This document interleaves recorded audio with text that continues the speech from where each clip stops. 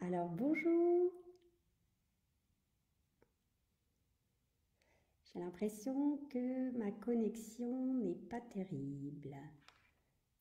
Voilà, je crois que c'est bon. Donc bonjour à chacune et chacun d'entre vous. Donc je suis vraiment très heureuse de vous retrouver après ce mois d'interruption pour mes Facebook Live, le mois d'août. Donc j'espère que vous avez bien profité de cet été, même si vous n'êtes pas parti.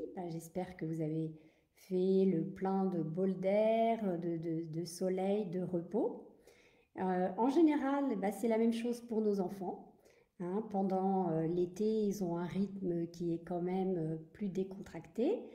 Et ils ont fait en général le plein d'énergie, de vitalité.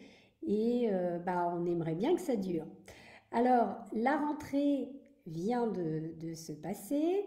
Et puis, en général, on sait que malheureusement, ça va être synonyme de tout un cortège de maladies diverses et variées. Alors, heureusement, en général, elles sont sans gravité la plupart du temps, mais c'est quand même assez handicapant et pénible dans le quotidien, déjà parce que on n'aime pas voir nos enfants malades en général, et puis également quand on travaille tous les deux, je sais que c'est pas du tout évident quand on a un enfant malade. J'ai connu en mon temps.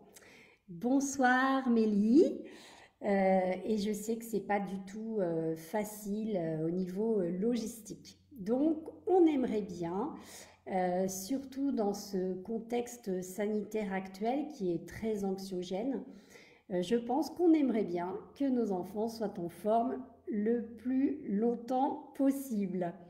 Alors, pour ceux qui ne me connaissent pas, je m'appelle Christine Chambreau, je suis mariée, j'ai 6 grands-enfants, 17 petits-enfants et depuis 7 ans, je suis mon propre patron après avoir été de très nombreuses années institutrice. Alors, oui, je me doute, Mélie, que tu détestes quand les enfants sont malades. Je pense que ça, c'est commun à tous les parents. Alors, comment va se dérouler cette vidéo qui va être très courte, une première partie déjà, où je vais vous partager quelques conseils pour justement optimiser la forme de nos enfants. Ce sont des conseils, j'allais dire, de mamie. Je vais enfoncer des portes ouvertes, je pense que vous les connaissez, mais c'est toujours intéressant de se les remettre en mémoire. Et puis une deuxième partie qui s'adresse à ceux et celles qui sont intéressés de connaître une solution produit par rapport à ce thème. Ce sera vraiment alors là très très court puisque je présenterai deux produits que j'apprécie particulièrement. Alors, je regarde si vous avez... Non, il n'y a pas forcément de questions pour démarrer. Alors, le premier conseil, concerne le sommeil. Le sommeil, c'est vraiment très très important pour les enfants. Les enfants sont beaucoup plus sensibles à la fatigue que les adultes. C'est d'ailleurs un motif très courant de consultation médicale.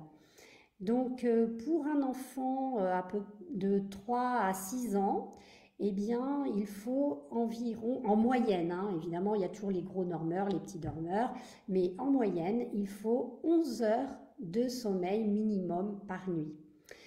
Pour les enfants de 6 à 12 ans, c'est 10 heures. Et au-delà de 12 ans, c'est 9 heures. Donc vous voyez, ça fait quand même des grandes plages horaires. Et pourquoi c'est important de les respecter? Parce que s'ils n'ont pas leur compte de sommeil, leurs défenses immunitaires vont s'affaiblir et ils vont moins combattre tous les microbes, les virus, etc., qui grouillent autour de nous et qui repèrent, j'allais dire, les systèmes immunitaires défaillants. Donc vous voyez, c'est pas du tout en option, c'est vraiment très très important. Ce sommeil également, il est important aussi qu'il soit à heure régulière. hein, parce que, eh bien, ils se dérèglent très facilement. Donc c'est pareil, il faut essayer de les coucher à des heures, bon, c'est pas 5 minutes près, mais à des heures vraiment, justement, un rythme régulier. Et puis pour finir avec cette importance du sommeil, eh bien le sommeil ça se prépare en amont. C'est pas juste 5 minutes avant de coucher les enfants où on essaie de canaliser leur énergie. En fait, ça commence dès qu'on va les chercher, donc soit à l'école, soit à la garderie, hein, selon notre rythme de travail. Alors l'idéal, c'est de leur laisser un petit temps où ils vont se dépenser physiquement. Alors c'est pas forcément dans un club sportif, hein, même si c'est très intéressant un club sportif, mais ça peut être tout simplement, bah, je sais pas, leur faire faire un petit tour de vélo, de trottinette. Je ne sais pas si on dit trottinette ou patinette maintenant. Et puis par exemple, si vous avez la chance d'avoir un jardin, eh bien, qui court dans votre jardin ou qui tape le ballon, enfin voilà, vous avez compris le principe. On ne les prépare pas aux Jeux Olympiques, mais c'est important qu'ils aient un moment en fait pour décharger les tensions qu'ils ont accumulées dans la journée. Parce qu'une journée en collectivité pour un enfant, c'est très fatigant. Pour un adulte aussi, ceci dit, parce que bah, je ne sais pas si vous avez déjà été de l'autre côté de la barrière, vous avez déjà eu une classe en face de vous, mais il n'y a quand même pas toujours que le silence. Alors oui, on a essayé d'avoir un rythme. On dit trottinette, d'accord. Merci Mélie. Alors là, un autre petit conseil que je donnais déjà aux parents de mes élèves quand j'avais une classe, eh bien, c'est d'éviter, dans la mesure du possible, les dessins animés, la télé, les écrans en semaine. Alors je sais que bon, bah, on a l'impression que ça va les calmer, mais en fin de compte, c'est tout le contraire. C'est vrai que sur le coup, ils sont plus calmes, on a l'impression qu'ils sont plus calmes, mais en fait, ça va les stimuler, les exciter. Et du coup, eh bien, ça va jouer sur le sommeil. Il faut savoir que les écrans en général, hein, tous les écrans, eh bien, c'est l'ennemi, alors pas public numéro un, mais c'est l'ennemi principal justement du sommeil. Pour les adultes aussi, hein, soit dit en passant. Ça affaiblit, ça joue sur la mélatonine et donc ça va retarder eh bien, l'heure d'endormissement. Donc si vraiment c'est pas possible de faire autrement, que voilà, vous avez pas d'autre possibilité que de les mettre devant un écran, eh bien je vous conseille de ne pas les mettre après 18h30 et que le temps ne soit pas trop long en semaine, l'idéal maximum une demi-heure. Alors, on a fini avec le sommeil. Un autre conseil très important qui revient en fait à chaque thème, hein, qui n'est pas forcément spécial pour les enfants, mais c'est l'alimentation. L'alimentation, c'est vraiment quelque chose de très important pour notre santé. Une bonne nutrition, eh bien, ça va aider les enfants à mieux combattre justement contre toutes les maladies, virus, microbes, tout ce que vous voulez, qui se présentent à eux. Alors, bien s'alimenter, ça veut dire une assiette vitaminée. Donc, une assiette vitaminée, ça veut dire des fruits, des légumes. Donc, je vous entends d'ici, vous allez dire, ah, c'est pas facile de leur faire manger des légumes. C'est vrai, mais c'est important pour la santé. Donc, on peut aussi les aider avec un complément alimentaire adapté aux enfants, justement pour pallier les carences éventuelles, soit parce qu'on n'arrive pas à leur faire manger suffisamment de légumes et de fruits, soit parce que on est conscient que dans les fruits et légumes qu'on achète actuellement, eh bien malheureusement il y a moins de vitamines qu'avant. Quand un enfant est carencé en vitamines, eh bien, il y a des signes comme, par exemple, il peut développer du stress, de la fatigue passagère ou un manque de concentration. Donc, c'est important. Et puis, alors je regarde, oui, non, il n'y a rien. Alors, attendez, parce que c'est vrai que des fois, ah oui, voilà. Des fois, je ne maîtrise pas très bien et je ne vois pas tous les commentaires. Et ce qui est important également, bah, c'est comme le sommeil. C'est bien de les faire manger à heure régulière, le plus régulier possible. Une étude a été réalisée et on s'est aperçu que justement les enfants qui mangeaient à heure régulière, eh bien, mangeaient mieux, mangeaient plus et mangeaient mieux. Donc, ça vaut le coup d'essayer d'avoir le rythme le plus équilibré possible. Alors, il est très important que les enfants aient un vrai petit déjeuner, hein, et bien équilibré.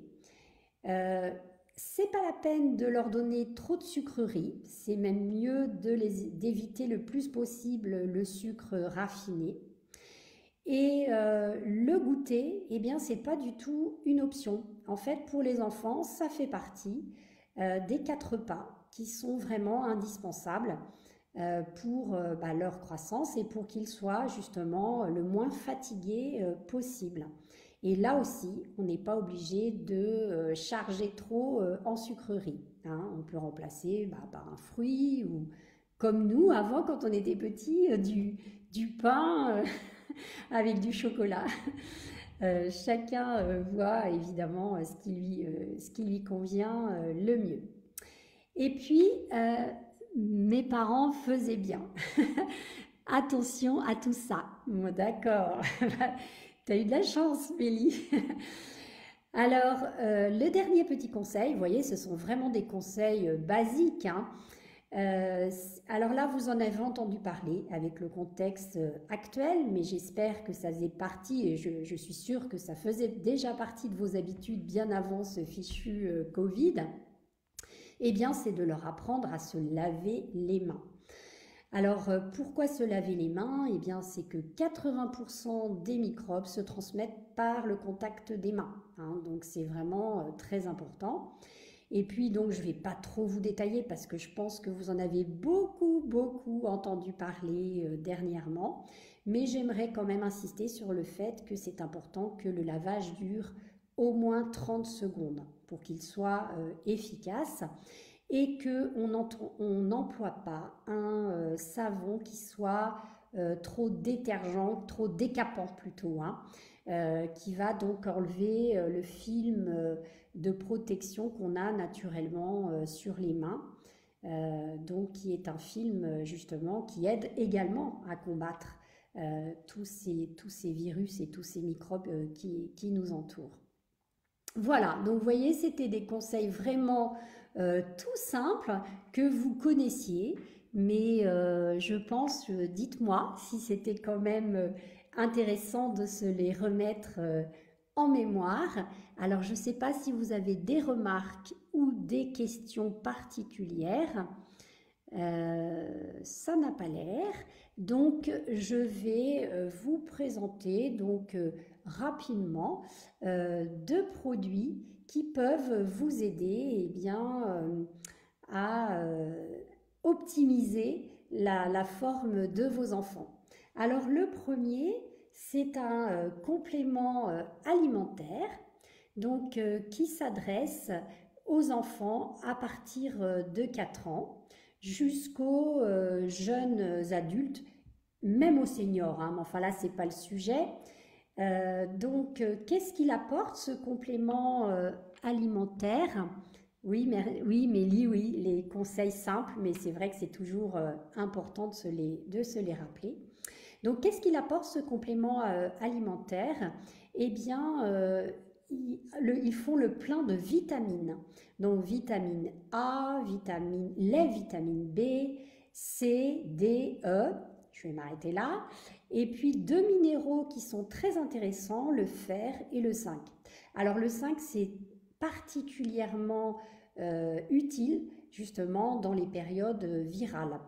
Donc, ce complément alimentaire va les aider à réduire la fatigue, donc à mieux combattre également les maladies, puisque ça va contribuer au fonctionnement normal de leur système immunitaire ou de leur défense naturelle. Alors, beaucoup de mes petits-enfants en consomment et ils ne se font pas du tout prier pour le prendre parce que ça a un très beau goût de fraise. Et donc on le laisse fondre et on peut en prendre jusqu'à 4 par jour. Et en général, il vaut mieux même cacher le flacon parce que ils apprécient beaucoup ce complément alimentaire. Donc il est utile à prendre particulièrement avant l'automne et puis pendant l'hiver si vous voulez éviter les carences en vitamines de vos enfants. Alors, je ne sais pas si vous avez des questions. Non, pour l'instant, ça a l'air d'aller. Alors, le deuxième produit tout simple que je voulais vous présenter, c'est une crème lavante. Alors, pourquoi je vous présente une crème lavante?